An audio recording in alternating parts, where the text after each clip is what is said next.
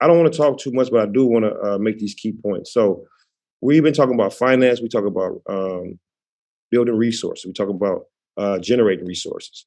One way that we found a way to do that is to create some merchandise. Thanks to Ramon here, right? So these merchandise, we have a few of them here, and thank you to everyone who've already been supporting, who've already. Every time I look at my Cash App, I just seen 200 coming in, right? Because people are supporting, man, and I'm so grateful, right? But the thing is, we had to figure out the cost of this thing, right? So I wanted to charge $50. It's just impossible right now by us just getting started and like not really knowing anything about this industry and not having a lot of money to invest. So we can't charge $50 for these shirts because it costs more than $50 to produce, or these hoodies. It costs more than $50 to produce. It costs between $60 and $70 to produce for me. So it was hard, but so people has been paying $100 for these hoodies, and we're asking you if you're going to pay, or if you support our mission, if you want to invest in us, then we say you're going to donate $100 and we're going to give you a hoodie. You know what I'm saying? That way we can make it feel a little better. And with the money, what we're doing is that, right? So these individuals that's on the call, you're going to hear from them, like they're in some tough situations. And I mean, like one of them, the government. I mean, we pay taxes for things to help people who don't have nothing, and they haven't helped us, brother.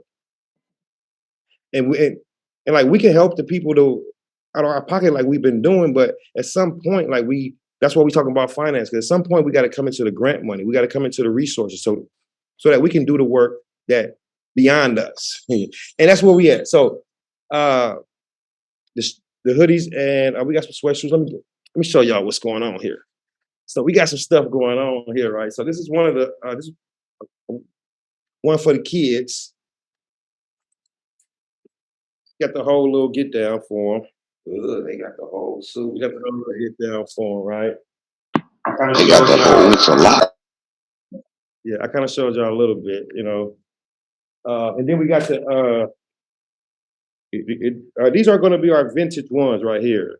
These are going to be the ones like our signature, our signature hoodies.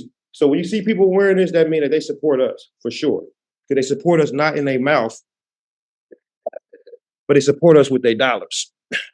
And you will see where the money goes. So we just saying that 10% of the money is going to go to our returning citizens that need to support us coming home. And then 10% is going to go to our returning citizens that's still inside that we're going to be supporting. Like we do these care package type things. So I just want to make that point because I kind of felt bad that I couldn't charge $50. I thought $50 was high, but it is what it is right now. We're going to work on this thing. That's the first thing about the whole resource, us generating resource. First of all, my name is Walter Ridley. I've been incarcerated all my life since 1982. I've been in prison every year for 40-something years. I haven't been on the street 6 months. I'm going on 8 months. Yes, it's scary. I'm dealing with issues with family. I got out. I went to Oxnard Transitional House. I completed it, did 6 months, did 4 months working at Goodwill. And as soon as I got back to LA, it was like family, the trips, who to stay with. My sister was the one that let me stay with her with the guy that's in a wheelchair. I stayed there. I've been out almost, I left Oxnard almost 2.5 on the 17th, be 3 months. But make a long story short, right? I went and applied for unemployment. I was applying for jobs. I applied for a job for Amazon about 2 weeks ago, right? This is the worst 2 weeks of my life, right? Because, and not literally, I say that because I go out here to Amazon, the guy says, okay, we're going to be delivering 500. Okay, that's not good for me. So on my way back, I see a Goodwill. I go in there, fill out an application for the Goodwill, right? In Torrance, California. It's racist out there. So what? I want a job. I follow up. I go to Long Beach to the corporate office, right? Everything's good. I used to work the one in Oxnard. It's like I'm thinking I got this job, right? Because I worked there and there was no blemishes, right? Man, I go out there, I take the drug test, pass that. So I'm waiting on the phone call. Lady call. I call the lady, right? I say, hey, what happened? She said, oh, well, your background check. What you mean my background check? I work for Goodwill in Oxnard, and I don't have any sex offenses, any of that. I'm coming out of 24 years of incarceration. Well, they don't. I mean, that was hurtful, man. I really thought I was gonna get that job. I mean, I was bummed out. So I went on back, sister's house and everything. And so I'm dealing with the issues of him and her. Like she left and went to Atlanta. So I was trying to figure out where I'm gonna go. I'm gonna stay here with him because it was like a caretaker situation. It was a little bit for me coming in the room, and he's in a wheelchair. So you got to care for him. You got to dump urine bottles, give him something to eat, blah blah blah. But so, in other words, I couldn't handle it no more, right? I got to a point to where I was at his residence. My sister goes, me and him, it's cool. I got freedom. I can. But then when I come in the house, it's like, hey, what can you do? This, walk, do that, do that, do that. And I was like, oh boy. And then I took some people somewhere. A guy was fixing this lady's kids thing, and the lady gave me $20 to take the guy that was fixing over there. And then he went, well, you don't know them people. You're taking them over there. You're getting too close. I said, man, I'm talking to the lady, Kim. She's a caretaker. She may help me get a job. I don't know, but she's like me. We in our 60s, right? So I couldn't understand what he's saying. Well, you're getting too close. You know how I'm in a wheelchair and I'm going, wow. Okay, your house, right? So I made a decision, man. I was upset. Yeah, I'm damn near crying now because I have to deal with a lot. And what's going on with me now, usually only one thing could trigger me back into my addiction. It didn't take all this, right, to trigger me. It would have been minimal of this, right? But for some reason, man, I'm not trying to go back, so I'm doing the right thing. So what I did was I said, okay, look, my brother, he tripping up, man, he asked me the other day, and I got so upset with him, right? He know I'm going through stuff, right? He got a, apartment. I don't know what it is, so I'm not even going to try to figure it out. So he go, hey, man, how you doing? I said, you know what, man? He said, how you like? I said, I don't like it, and I don't want to talk to you. I'm in a facility. I get search coming in, right? I had freedom to just, do what I want to do, but now I have to take this. You have to take it to get where you're trying to go. And it's not back to the county jail, right? I've been there, done that, and it's like, at this point in my life, I'm going to be here until I get a job. Maybe not that long. I don't know. I've been talking to some people, and there's some opportunities. And I've talked to the guy, one of the coordinators here, and I'm going to try to bust into a job. There's a lot of opportunities. So I'm going to be all right regardless, right? I'm just saying there is trials and tribulations, there's struggles. How you handle them determines who you're going to be in society and if you're going to come back or not. You have to be able to withstand the pressures, and it's not easy. You know what I mean? A lot of people are addicts that come out the prison system, and being an addict, there's triggers, temptations. So you have to fight off a lot of that. You know what I mean? I smelt that stuff one day, close by me, but it didn't trigger me. You know what I mean? One trigger could mean back to prison, and here we go all over again. I won't get no 40 to life or nothing like that, but if I go back in and do a year, that'd be like 50 years. It damn near killed me, man. I don't want to be in nobody's custody, so that's why I'm doing what I do and that's why I did what I did. And I'm going to continue to do what I need to do. And even though I got issues with family, it's like this. Hey, maybe that'll smooth over later on. I don't know. Right now, I got things that I got to do for me. You know what I mean? It wasn't like nobody's coming out. Hey, Walter, how you? Oh, you need some help. When I got out, I would have loved to hear this. You've been locked up all your life. How are you really doing? You know what I mean? And then I could have told them, well, I kind of did some things where I kind of got rid of a crack habit and an alcohol habit. I'm coming out, and I would love to have your support. And I would love and I love that you asked me how I'm doing, right? And maybe you can put on there, I love you or something like that. So it's deep and it's emotional. It's like some of the things you want to hear from family, you're not hearing. So I'm trying to tip around all of that and like, where is my place? Right. And so one more thing, and then because I know y'all got a long meeting to go to. So as soon as I get to this facility, right, my niece that I have power of attorney, that the money I had when I was in Quentin, right, I ended up going through it with her on that, right. It didn't come out right. But then I was like telling her, I'm going through it over there. I'm trying to need someone. She said, well, you can come stay a night or two, if you want, and I'm going, wow, okay, but I had to, okay, let me see. So what happened was when I got to the facility, the guy said, well, you know what, you got a weekend pass. You can go from Friday to Monday, right?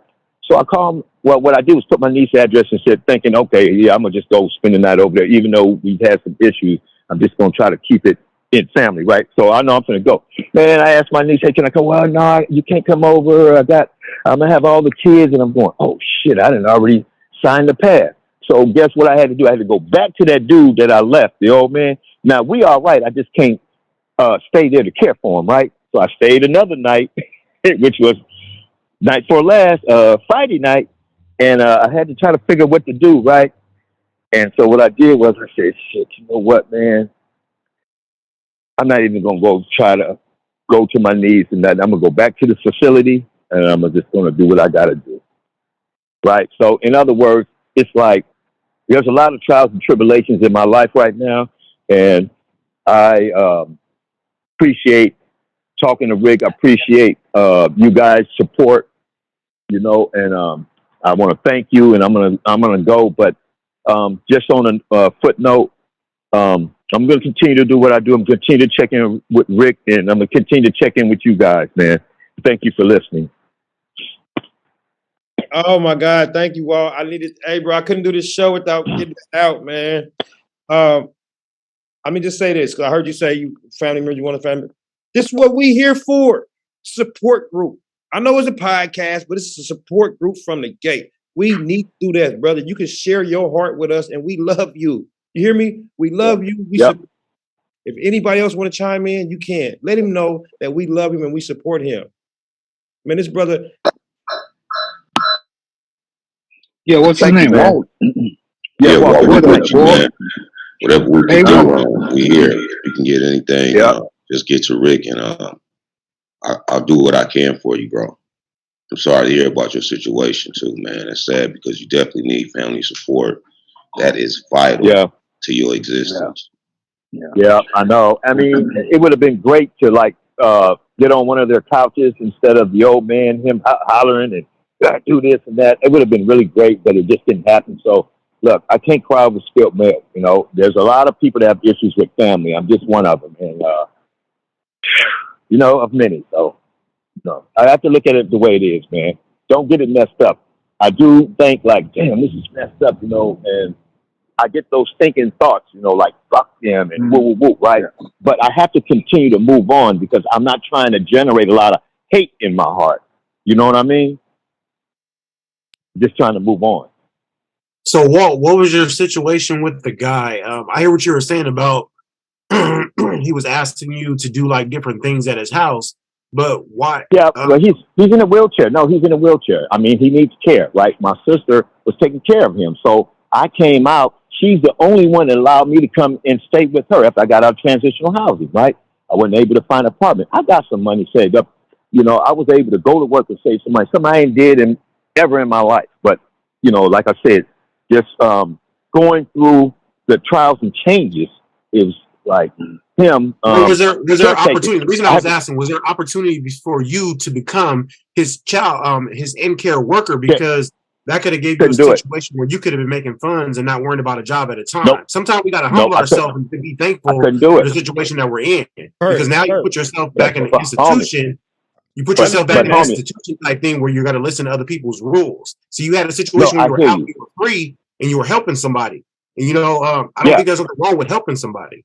So that's what I was trying to see. If your sister put up with it.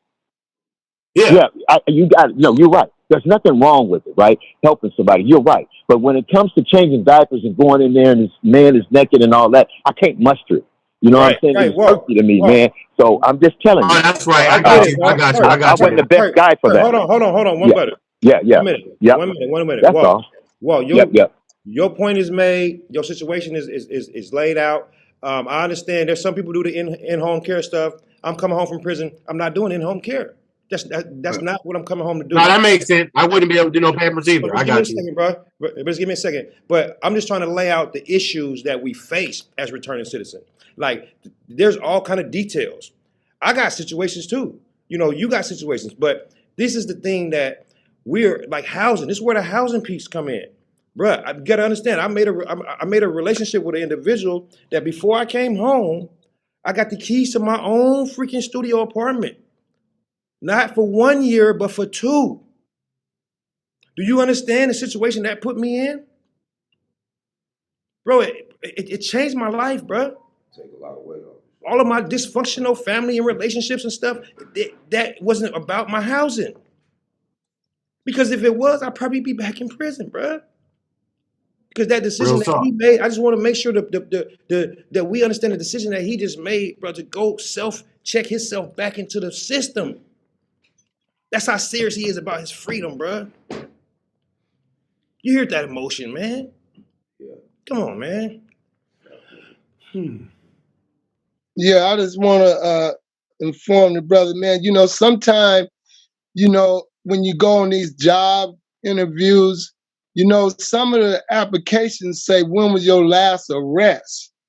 You know, and if it's been over 7 years, man, sometimes you don't even have to put that on there, man. Just you know, because you gone 20-some years, man. You wasn't arrested then. You know, you did your time. You're a returning citizen now, you know, and so sometimes, man, you don't have to say everything, man, because you've been gone a long time, man. You know, don't like you say, you told the people you just returning. You don't have to say all that. Don't say too much. Just say that you want to work, you know. And the other thing is that they do have some programs, like I know up here in Northern California, there's a couple of programs that I know of that they'll pay for your housing, man. Bay Area Community Services is one of them. And I think they have another one. I can't think of the name of it, but they pay for guys that are parolees and guys that are on probation. And some of those programs, I know, like Bay Area Community Services, they pay up for 6 months for your housing, man. And I don't know what they have down y'all way, but I'm sure they have something. They should have something that can help you get stable a little bit. And if you make it up this way, man, I'm always willing to give a guy a few months of housing until they, you know, start trying to do something, man, or they doing something. Oh no! Wait a minute, Danny. Wait a minute. Hold it, man. Returning citizen resource alert. Resource alert. Did you hear what he said, y'all? Come on, man. Get Daddy in on this. Come on, bruh. Go ahead, say that again. No, I'm just saying, man, you know, it's all, you know, man, it's you got to get back into this system, man, and it ain't easy, man. I mean, but we here to try to help, and there are resources, man. So I'm, you know, me and Denise, she knows how to get in touch with me and everything. So we'll try to work with you like that. But just stay in touch with Denise and myself, and we'll see what we can do, bro. If you're up this way, okay, I'm gonna cut it off right there, Rick. I'm through. Thank you, Danny. Let me tell you this, man. This is how my situation happened, man. I met an individual that was, you know, doing the work already, and we connected about the work that he was doing, the services that he was providing, and just like Danny just did, he just made a statement. He said, man, he willing to help a person out with some kind of housing, not forever, but for some time, right? And that's huge. That is freaking huge, y'all. Thank you so much, Danny. I don't want to. This is what this group is about right here, though. But we kind of got a little script that we want to go to, so let me get to it right quick. All right. Now I feel a little bit better, y'all. I was all messed up. Guess. Thank you guys for sitting here patiently. But this is what we live for, man. It's this organization is called Returning Citizen Association. So anything to do with returning citizen, especially this critical stuff, like everything stops, man, because it's so critical to us. Because our goal is to decrease the recidivism rate. If this man make a mistake, he's back in prison, y'all. Something here. We got a brother that he kind of logged in, so I want to introduce him, and I want him to introduce himself.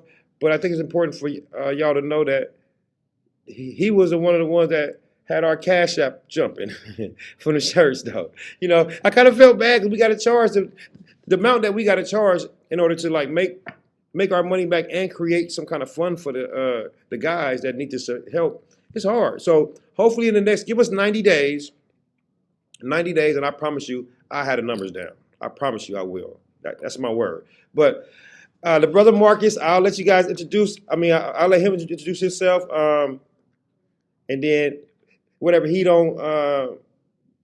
leave out, I'm gonna add in. Brother, I'm about to unmute you right now. How you doing, brother? Thank you for sharing your Sunday. How everybody doing tonight? I meant to try to get with y'all earlier, but it's Christmas time, and the wife got me running around doing some honeydews right about now. You know what I mean? Yeah, I'm just glad to be at a chance to get on the stage with you and see what you got going on. And as of right now, it's something that that's enlightening to me because I've been out here. I gave him about 20 years in the box. My last little run, I did 10 straight. And I came home, strong foundation amazing.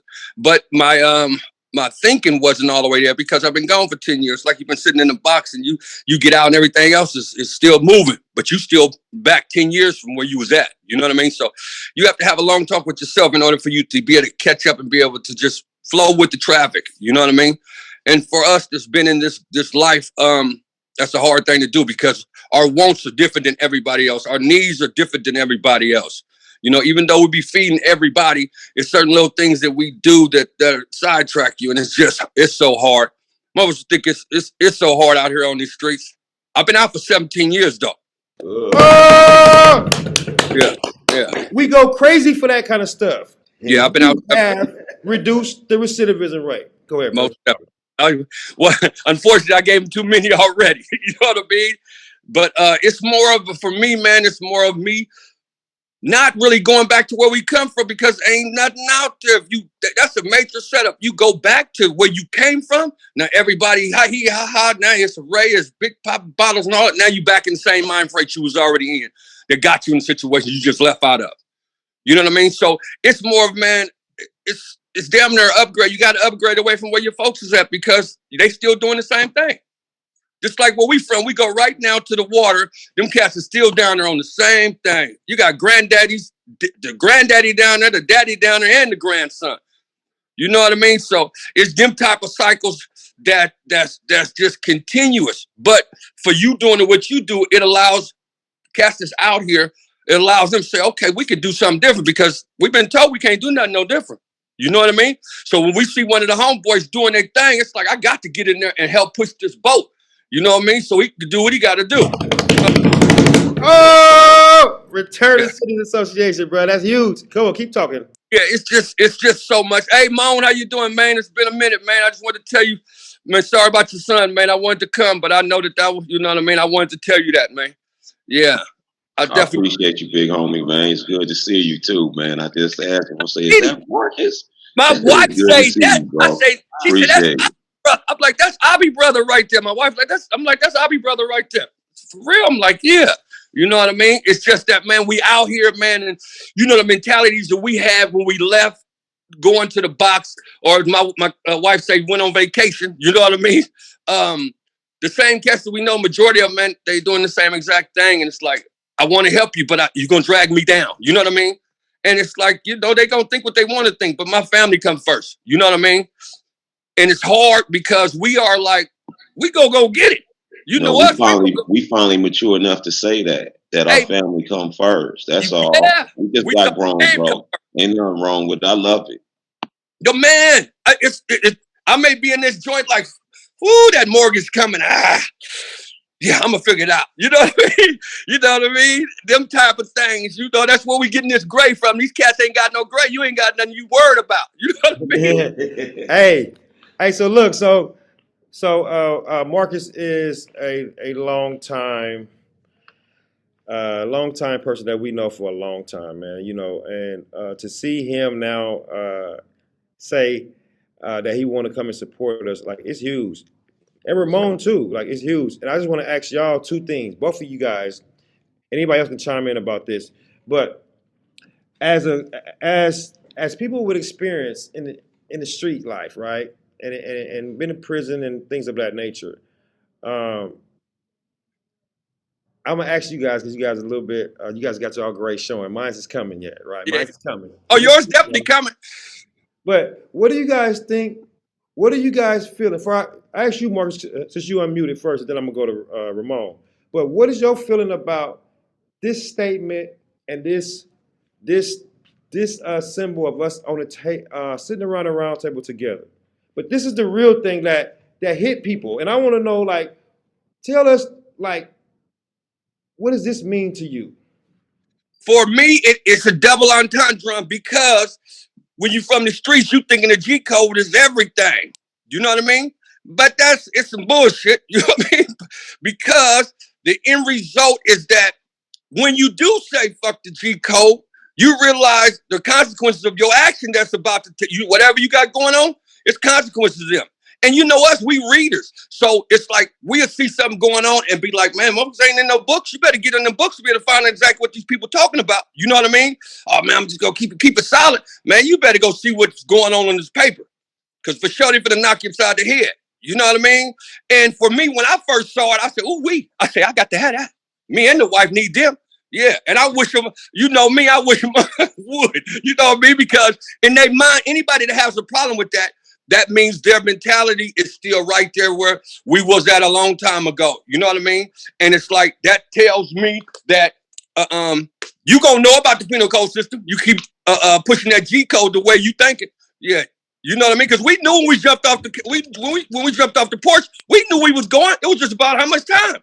You know what I mean? These cats saying they so high on these drugs and everything else, man. They got a different illusion. And ain't no G code in it because I already been told by these youngsters, ain't no rules. So our rules that we was laid down with the foundation that has some respect and some class about it, that stuff don't exist. That's why we seeing all the crazies be like, man. And then you try to talk to the youngster. Youngster holler, man, we don't go by the same rules y'all go by. He's like, what can you say to that? Brother, that's why I just want you to share. Hold on, let me put you on mute for a second. I just want you to share that from an elder experiencing this game. But then because like we all have our different feeling. Like the way I feel it, the way it came up for me is, I'll explain it. But let's get it to let's go to one of our other elders though. Come on, Mo. What does that thing mean to you, or what do you get off of? Like, why did that thing hit you like that? It hit you. It hit me because I found out it's a fallacy, man. You know, the G code. You respect the older heads, and then older heads do stuff that they didn't stick to the G code. And then I seen a lot of the G codes get broke a lot. And what I learned was a nigga should have been learning the penal code. You should have been learning what your charges was. You should have been learning what you can get away with and what you can't, and learn what you facing. Because those are the important rules. Because when they were saying don't snitch and then a nigga snitch, or don't do this and you do that, like, the codes is broken. Ain't no code. So the code you owe yourself now is to be true to yourself. And just like Margaret said, your family. Because sometimes you could bump your head 2 and 3 times and not know what hurt. But on that third time, you know what hurt. And I say that with the last jolt I took, trying to be true to everybody and true to the code. But the code didn't be true to me. So yeah, I just want to learn the penal code. Sorry, y'all. This just make me laugh because we talk about people been entrenched in this lifestyle, right? And we wake up after so many years of, being falsely fed. Like he say, shoveling shit and being falsely fed, and then we find. Well, what I wanted to add was that, sorry that I was late, first of all, because I really wanted to be a part of it and be able to see exactly what's going on. Because like you say, financial literacy is a major thing that we do not have. Because from the lifestyle we come from, we're frivolous with money.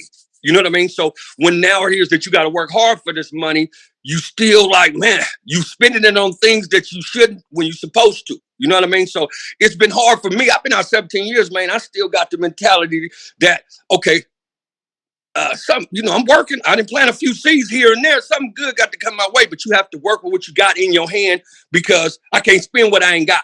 You know what I mean? It's like, okay, I'm gonna spend this. Oh, but I got that coming. I don't know if that's coming or not. So it's all about working with what you got in your hand. And that's been a hard thing for me because I always got some moving pieces going on. You know what I mean? But when you got to set finances all through your house. You got fucking 3 mortgages and just regular living type of stuff. Just like what's name said, I caught her when she said, safe. You got to have safe time for yourself. That's where I lose myself sometimes. My wife be like, why? He just told you. Yeah, my brain is tired because, man, I didn't have to put in one work for this whole month. For sure, I got through this cycle, but the next one, you know what I mean? So just being financial literate is a major key. You can have, if you're not financial literate, you can have all the information. And if you don't have that basis, it's like, man, you're going to be struggling for a long time. You know what I mean? And it's like, I've been out here.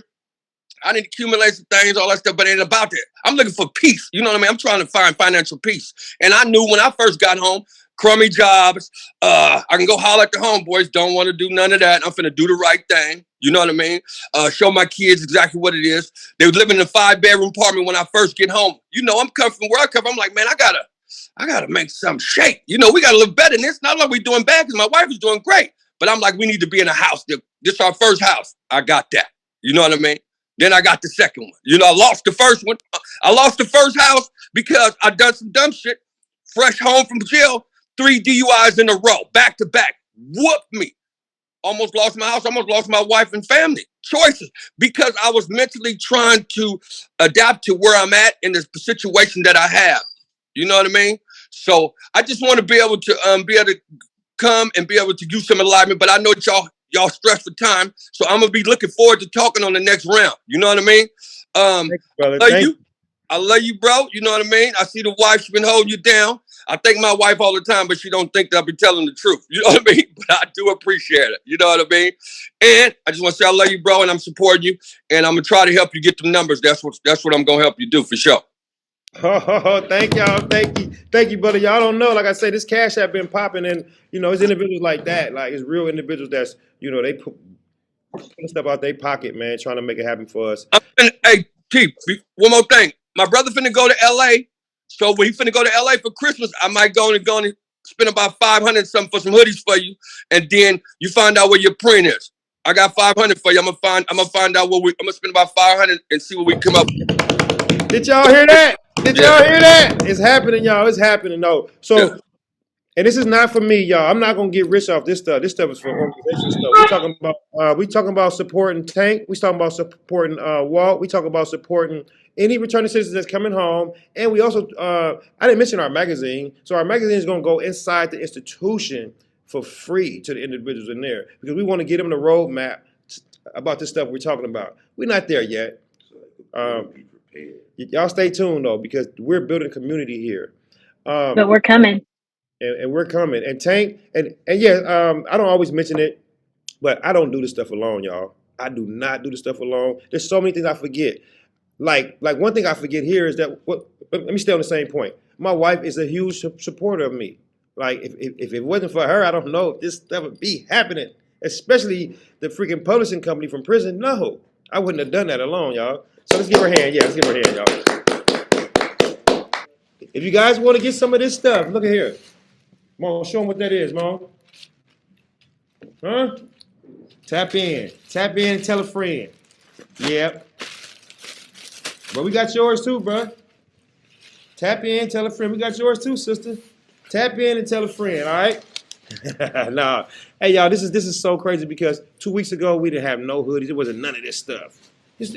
It just like, this is the creativity and the organicness of what community and our people, like we been hustlers all our life. We know how to make it happen. We just say we're going to stay within the law. We're going to make sure that we stay home. We stay free. Hey, y'all, I love you and thank you guys. Our membership is not exclusive to people who've been in jail. You know, we're talking about system impacted people. So that's why we have women, we're going to have kids. We got everybody in here, man. We all affected by this system. So I thank you so much for showing up, man. And God dang it, the Cash App is popping, y'all. That's what I'm talking about. That's support right there. So let's go to Danny. Let's go to Danny, man. Danny gonna try to slide something in on us, y'all. Danny try to slide something in on us, y'all. This is important. And it's all just through the power of community. Let me show you how this works. So Denise came through us through Malik. Me and Malik walked many moons in the prison yard, talked about doing this stuff, writing books and doing all the stuff that we talk about. Malik has a shop now, his own freaking store. He's going to tell you about it. But I'm just, you know, because I love to talk about my people who doing stuff, especially my returning citizen people, because it increases opportunities for all of us. You understand that? So Denise, through the power of Denise, community. Malik, I know Malik. Malik knows Denise, know all about her. We have no idea about her talent, her skill. That demographic form that you guys see in a chat box, please, I need you guys to get that and fill that out. It's created by Denise, right? So this is going to be this is how this organization is going to work. We are each going to contribute to this organization in some form or fashion. That's the only way we're going to be able to work, y'all. It can't all be me. It can't all be Denise. It can't all be Kurt. So anyway, now what Denise did through Malik, see, they introduced us to Danny. Oh my God. We already know Danny is powerful. Last time he came here talking about this, talking about that. But guess what Danny just did? In real time. Y'all heard it. He said, look, if you guys get up here, something, this individual, guess what? Danny got transitional housing. Danny got something. He gonna tell you what he got. He got some stuff that it makes me proud. He don't got one. He don't got two. The man got three. So what I'm saying is that anytime he gonna tell you about he a recovering addict doing the damn thing, man. So I'm just so happy, like this is my support group. This is my therapy. I don't see a therapist. I see y'all. I talk to y'all. So with that, I just want to introduce Danny and like put it on for him because he just said he gonna offer one of our members, man, some help, man, some real help, man. That's big. If he was up here, he ain't here. But guess what? That offer, I bet you that offer gonna extend. I bet you will though. Yeah. Go ahead, Danny. Let's talk to you, brother. My name is Danny, man, and my last incarceration was 16 years, and so, but I've been out since 2007, and the struggle been hard. I've been facing, adversity, just like the brothers, like you brothers have too. People's telling me, we're gonna check your background check, we want to drug test you, and all of that, man. But you got to keep pushing, man, and you got to just stay connected, because it's very, very easy to get infected out here, man. Mentally, you can get infected. That's like the brother was saying. He feel down and he don't want to do this, he don't want to do that, but we just have to do what we have to do, man, by any means necessary to get to the next level. And I'm here through Denise, through Rick, to try to support, man. I'm not rich, because the more you have, the more you have to pay. Like the brother was saying, he want everybody to have a shirt, but there's the expense cost to that. But if we can help one, and that one can help another, then we make it get somewhere, man. So like I said, Rick, I'm holding firm to my word that if it's a brother that really needs some housing and he's motivated and doing something, trying to do something, I just don't want to, I'm not going to tell you, I don't want to house a person that ain't trying to do nothing, man. But if it's a dude trying to do something, he's stuck right now, I need you, because I have young brothers that need to hear what it's like in prison. Some guys, like the brother say, he never been to prison, but at least to share what you went through, that share would help us, man. I'm a recovering addict too, and the only way we can get better is that we share about what we done went through. I'm not gonna hold up a lot of time, Rick, but I'm gonna hold firm to that. I do have some resources. I'm looking for guys that are on probation and parole. I have someone that could pay for your housing. Get with Rick. Give him your name. I'm telling you now, if you're on parole or probation, I have a connection that they will pay your housing. Now, we're going to have to go through it. They gave me their word, their help. So I'm going to leave it at that, man. Okay? That's all I got, Rick. Danny, man, we're going to come to you, brother. I say thank you. I say thank you from the bottom of my heart, from my top of my head. What do you say? The top of my head to the sole of my feet. I'm serious, man. And this is all informal, organic doing, y'all. Oh, my God. I can't. All right. My name is Denise Coleman. Like I've said before, I grew up in the jails going back and forth. I'm here at Returning Citizens trying to get my expungement done for my 2 felonies. I'm working, but I'm trying to do better with my life. By coming to this meeting, it's keeping me on track. And now I'm able to advocate for myself when I see people doing me wrong at work. That's kind of like what I'm going through right now, because what they don't realize is that they're jeopardizing my life. And a lot of times people forget that you get in trouble, you can go back to jail. I have 2 strikes, so I can go back to jail for life. So that's real. And they just treat you like, they push you to that point. So that's where I'm at right now. I'm gonna have to, I had to call in my union rep on Friday. So I'm learning how to use my tools. But I really love what you're doing here.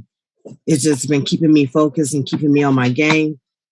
I'm starting my business, and I love that Mario said that they do business plans, because I was like, I need a business plan.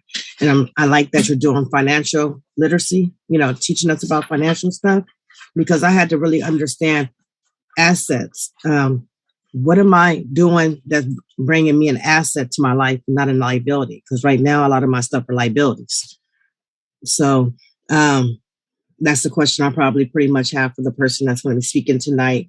I want to learn more about assets and tangible assets and non-tangible. Thanks. Thank you so much. So last week, when we started our 3-part series on financing, due to me being a lack of a financial wizard, I'm just an old-fashioned save money dude. I feel like I wasn't contributing nothing. So since I had a sister who just finished writing a book about finances, and her title was just like off the hook to me, because it just seems like it's so much there. And she's an author of a few books, and she's she's a very outgoing person. If she says she's gonna do something, consider it done. If she says she's gonna chase something, she's chasing it down. Okay. But without further ado, she has a book out. Her name is Talva, and that is her author name as well as her real name. And her book is called Writing Checks Your Ass Can't Cash. And so this is my offering of my finances, or my lack of having finances. I'm going to give us Talva tonight, you guys. And here she is. Thank you. Can you guys hear me? Yeah, we're good. Okay. Thank you. Thank you so much, bro, for that introduction. Yeah, so my name is Talva, just to give you guys a little bit of background about me. I am a serial entrepreneur. That just means I have multiple businesses that I run concurrently or at the same time. And I'm also an author. I'm a writer. I'm a ghostwriter, so I write for other people. I have 5 books on the market. And my latest one, as Ramon stated, is Writing Checks Your Ass Can't Cash. And it's basically a financial literacy workbook for adults. So it's a fun, lighthearted way to get people to save more and spend less. Get out of that, robbing Peter to pay Paul, or the paycheck to paycheck rat race that most of us are in. Oh, hello, family. My name is Danielle Dancer. I'm the Time Done SoCal chapter lead. And yes, I'm in Orange County, yes. But here we are. We were talking about SB 731, which he has the info. But Black History Month is coming to Orange County February 4th, 2023. And he has the information, but we're trying to build the relationship between Orange County and LA. And because a lot of us returning citizens, which I am one too. So off paper, off of 16 years from Texas. So congratulations! Oh, good job. Texas! So I'm trying to get you guys back up there. Show them what we got. All the ones that have businesses, organizations. I just need y'all to show up and show out. So I'll be at y'all next one. Thank you.